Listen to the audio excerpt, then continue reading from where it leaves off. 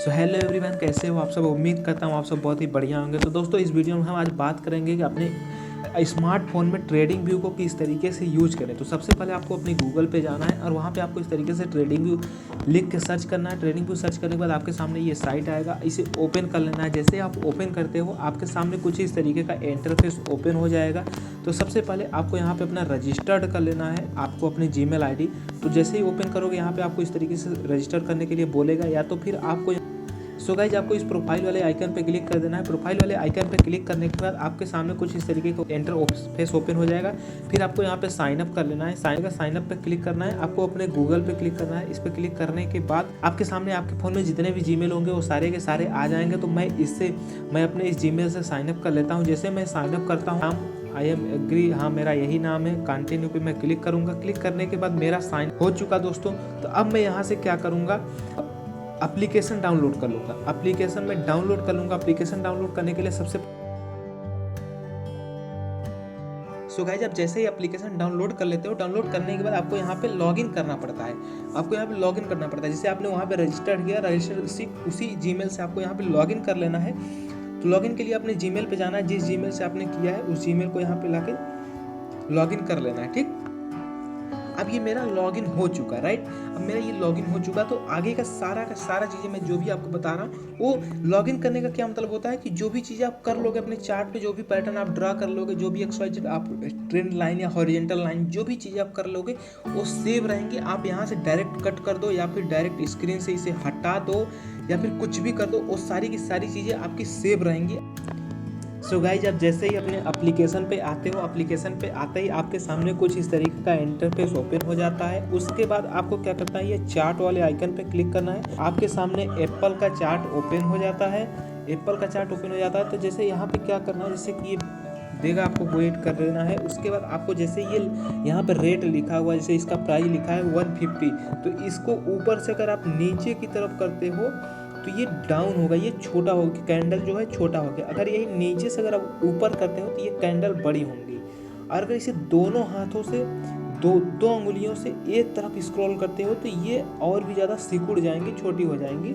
लंबे time frame में आप देख सकते हो। ठीक, अगर आप यही दोनों उंगलियों एक साथ पास में रख के फिर इसे दूर करते हो तो इस तरीके से ये कैंडल दिखेंगी आपको। इस चार्ट का ये जो चार्ट ये ओपन हुआ है, ये 1 डे टाइम फ्रेम में ओपन हुआ है। यहाँ पे जो डे दिख रहा है, ये डे पे क्लिक करना है। अब आपको यहाँ पे 5 मिनट, 15 मिनट, 20 मिनट, 25 मिनट, जिस भी टाइम फ्रेम में आपको देखना है वो सारे के सारे यहाँ पे अवेलेबल है। आप उस पर क्लिक करके देख सकते हो। मैं 15 मिनट टाइम फ्रेम में देख रहा हूँ, मैं 15 मिनट का यहाँ पे क्लिक किया। अब ये छोटी छोटी जो कैंडल दिख रही है, इसे हमें बड़ी बड़ी कैंडल देखना है ताकि मैं समझ पाऊँ। अब मैं नीचे से उंगली को ऊपर की तरफ स्क्रॉल करूँगा, देखो इस तरीके से ये कैंडल हमारी बड़ी बड़ी बन गई। ठीक, अब मुझे अच्छे समझ में आ रहा है कि हाँ ये कहाँ पे जा रहा है। तो गाइस आपको ये टाइम फ्रेम आपको समझ में आ गया कि यहाँ से आप कोई भी टाइम फ्रेम चूज कर सकते हो।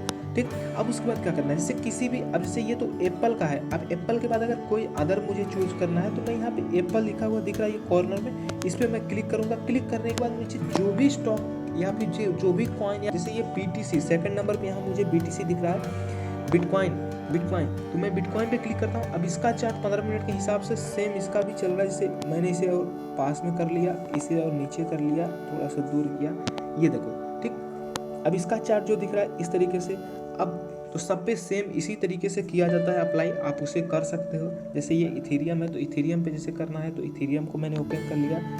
ठीक, कुछ इस तरीके से।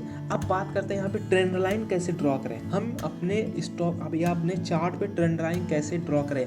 तो सबसे पहले ये पेन वाले आइकन पे जो ये ब्रूस दिख रहा है इस पर क्लिक करना है। क्लिक करने के बाद आपको यहाँ पे देखो, ये फर्स्ट में ये ट्रेंड लाइन दिख रहा है। ट्रेंड लाइन पे हमें क्लिक करना है। ट्रेंड लाइन पे क्लिक करने के बाद अब इसको, जैसे कि मुझे ट्रेंड लाइन कहाँ से ड्रॉ करना है, मैं यहाँ पे एक बार जैसे कहीं पे भी क्लिक करो, इसे एक बार टाइप कर दो। टाइप करने के बाद फिर इसे दूसरी जगह लाओ, फिर इसे टैप कर दो, हो गया, ट्रेंड लाइन ड्रॉ हो गई। अब इसे कैसे बड़ा छोटा करना है ये चीज़ें मैं आपको बता रहा हूँ। फिर इस पर क्लिक करना है। अब इसे जहाँ भी ले जाना है इस पर क्लिक करके ऐसे ले जा सकते हो, ले आ सकते हो। ठीक, अब मुझे थोड़ा सा ट्रेंड लाइन मेरी बड़ी हो गई, अब इसे छोटा करना है। छोटा कैसे करता हूँ, मैं यहाँ पे एक साइड कॉर्नर पे क्लिक करता हूँ, इसे और पास में ऐसे कर देता हूँ, छोटा हो गया। अब इसको मुझे थोड़ा सा यहाँ पे ट्रेंड लाइन मुझे ड्रॉ करना है। ठीक, मैंने इसे कर दिया है कुछ इस तरीके से। ठीक, अब ये मेरी ट्रेंड लाइन यहाँ पे मैंने ड्रॉ करी है, ये 15 मिनट का कैंडल है जैसे आप देख सकते हो।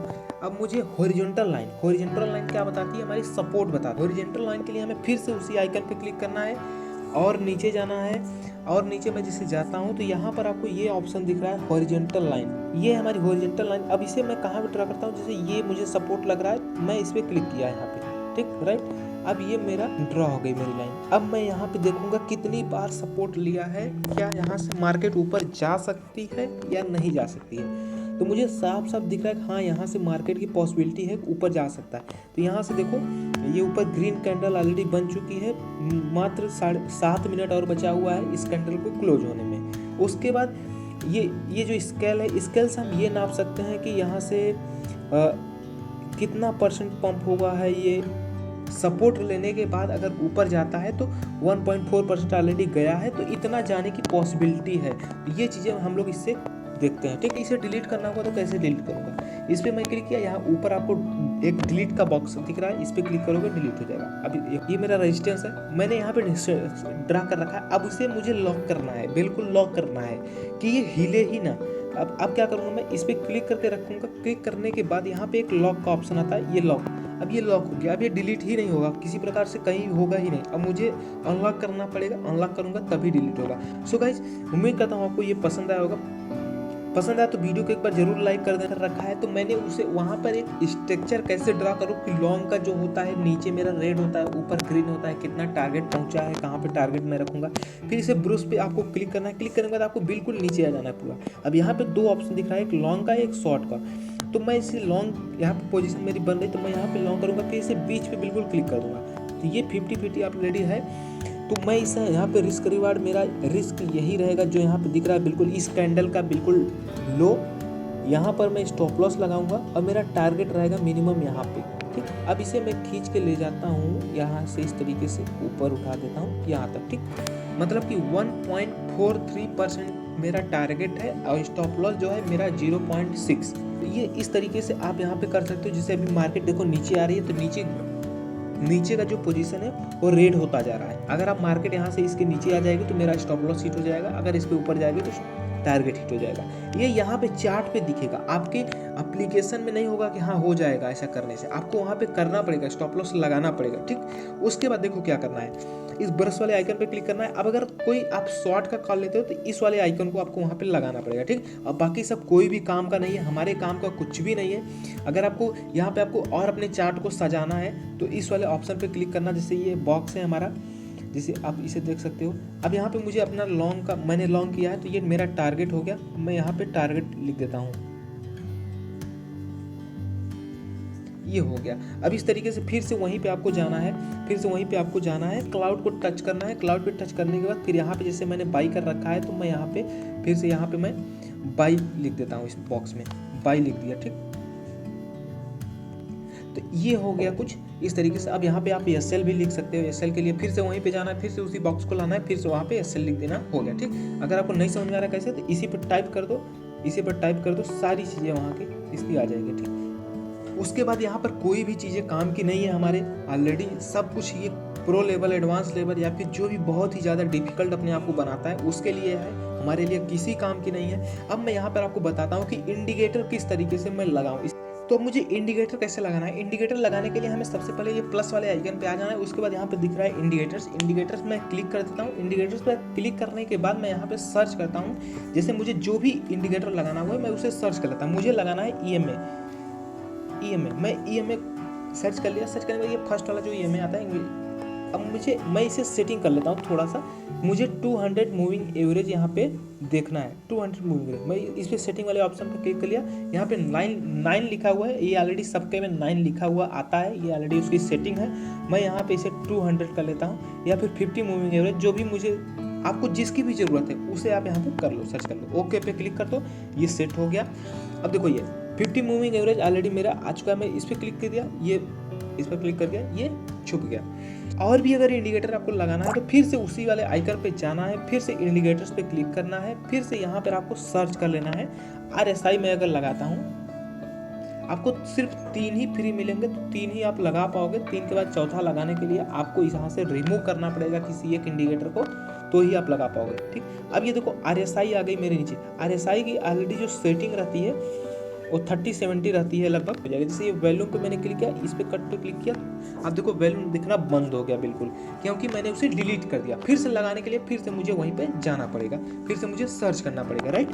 अब मुझे सर्च ना करना पड़े इसके लिए मैं क्या करूँगा, फिर से इंडिकेटर पे मैं जैसे जाता हूँ, इंडिकेटर से जाने के बाद फिर से मैं उसे सर्च कर लिया। सर्च करने के बाद मैंने इसे क्लिक किया। ठीक, अब ये मेरे चार्ट पे लग गया, लेकिन इसके साइड में स्टार दिख रहा है, इसका मतलब होता है ये फेवरेट लिस्ट में आपके ऐड हो जाएगा। मैंने इस पे स्टार को येलो कर दिया, अब ये मेरे फेवरेट लिस्ट में ऐड हो गया। अब मुझे बार बार सर्च नहीं करना पड़ेगा, जैसे कि यहाँ पे लग गया है ऑलरेडी।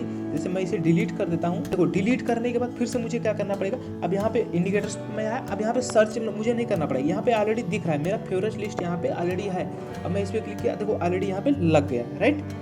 सो गाइस, अगर हम बिगिनर लेवल पे हैं तो इसके बाद मुझे किसी भी चीज़ की ज़रूरत नहीं है। XYZ यहाँ पे कुछ भी मेरे काम की नहीं है, अगर हम लोग बिगिनर लेवल पे हैं तो। ठीक, सो गाइस, उम्मीद करता हूँ आपको ये वीडियो पसंद आया होगा। अगर वीडियो पसंद आया तो वीडियो को लाइक करो, चैनल को सब्सक्राइब कर लीजिए, ताकि हर एक वीडियो की नोटिफिकेशन आप तक पहुँचती रहे। और एक चीज़ और आपको बताना बाकी था, यहाँ मेनू पे क्लिक करना है। क्लिक करने के बाद अगर आपको ये वाइट स्क्रीन आपको अच्छी नहीं लगती तो आप यहाँ से डार्क स्क्रीन कर सकते हो, आपके ऊपर है, आपके मर्जी का है ये। ठीक, यहाँ से आप ये चीज़ें कर सकते हो। सो गाइस, कैसी लगी ये इन्फॉर्मेशन कमेंट करके जरूर बताना। अगर आपको अच्छी लगी तो चैनल को सब्सक्राइब कर बेल आइकन को हिट कर दीजिए, ताकि हर एक वीडियो की नोटिफिकेशन आप तक पहुँचती रहे। सो गाइस, मिलते हैं नेक्स्ट वीडियो में, तब तक के लिए बाय बाय।